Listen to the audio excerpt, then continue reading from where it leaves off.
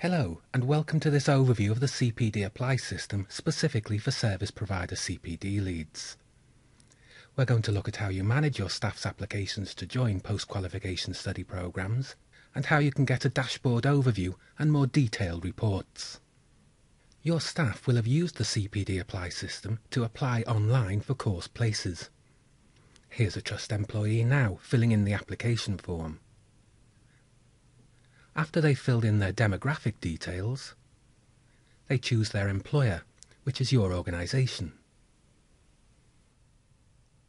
If yours is one of the trusts which requires the applicant's authorised manager to pre-approve applications, the system will ask the person here for their authorised manager's email address.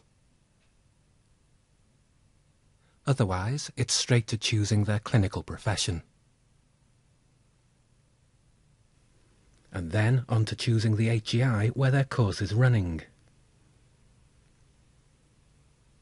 The module selector is pre-populated with HEI's course catalogues, so the applicant picks their chosen course, and the details are filled in for them back on the form.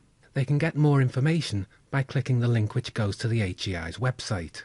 Next, they have to tick to confirm that they meet the prerequisites for the module, and in certain cases, they're required to type in supporting information and a personal statement. These all help you judge their application later.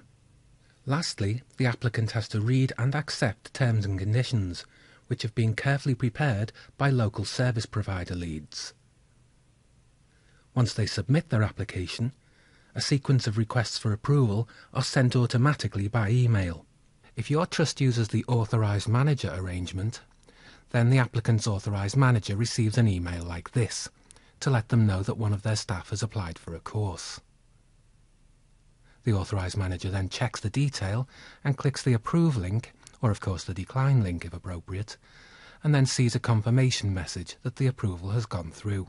That automatically triggers an email to you, the trust's CPD lead.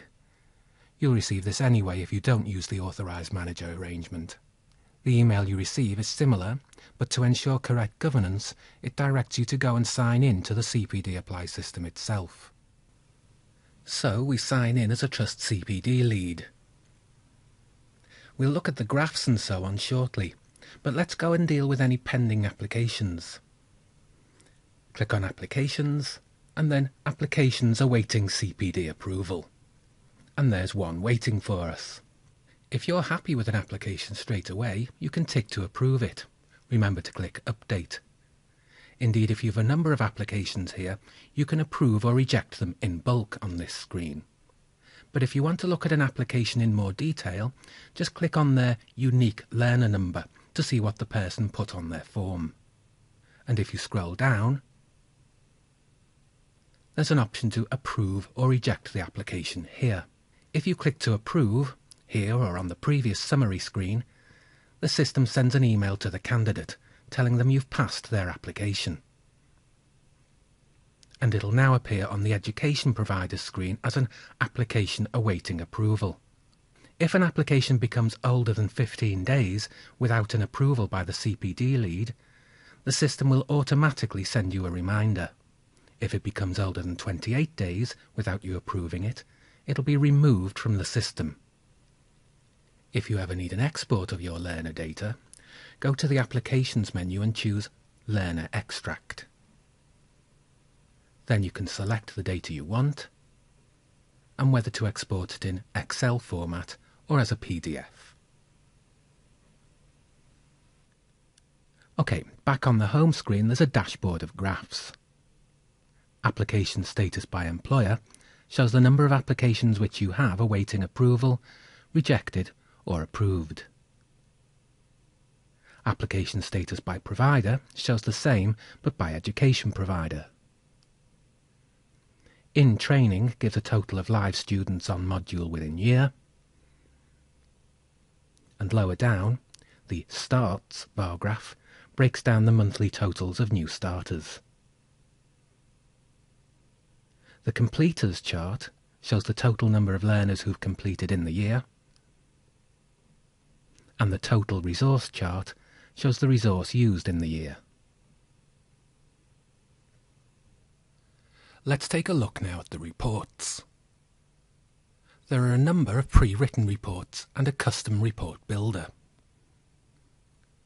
The first pre-written report, Attrition by Provider, gives you the attrition numbers by module for each of the education providers you use. Scrolling through the pages and different providers, in this fictional example, we can see that in the January 2012 intake for this course, 2 out of 3 learners didn't complete. Back on the Reports menu, Learners by Provider gives you an instant count of the number of learners your organisation has currently on module at each of the education providers. And let's check here what the various buttons do. You can choose your own start and end dates. These buttons allow you to move between pages of the report. You can zoom in and out, search for a particular word, save the report out in any of a number of formats, refresh the results if you've made any changes, and print it to your local printer.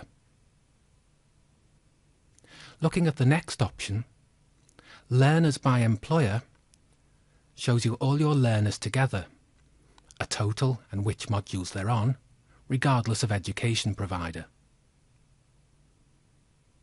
Completers by Provider shows you the numbers of people from your organisation who have completed their modules in the time frame chosen, split by education provider.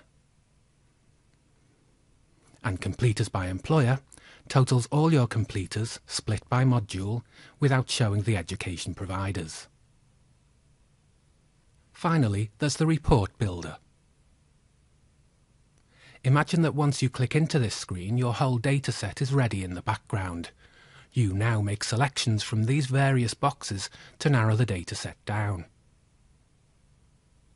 The boxes can change depending on what you select. And in each case, you can say whether you want that item to actually be listed in the result. As an example, let's say I wanted to know which of my organisation's midwifery staff have done the cognitive behavioural module at Chester. I'll start by clicking Chester. And yes, for clarity, I'd like to see the university name as a column in the results. I'm interested in all the intakes available. And there's the specific module I want. Scrolling past all the other Chester modules.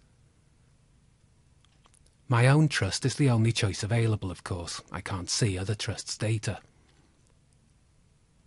And I'm not going to narrow the results down by demographics, but it's worth noting that these fields are useful for diversity monitoring. And I'll now select the midwifery staff group.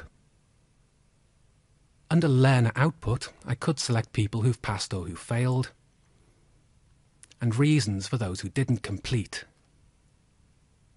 Finally, a date range. And I just need the learner number, not their names. Click Generate. And although there's only one result in this fictional example, you can see how the columns you chose are displayed. At this point, you could scroll back up and change any parameter.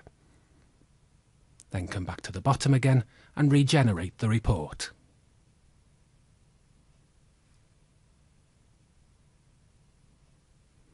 Finally, back on the home screen, do be aware that there's a My Details screen, where you can update your email address, name and password. And always remember to log out when you've finished. Next time you want to use the system, it's at www.cpd-apply.nhs.uk. Thank you for watching. We hope you and your organisation find CPD-Apply beneficial.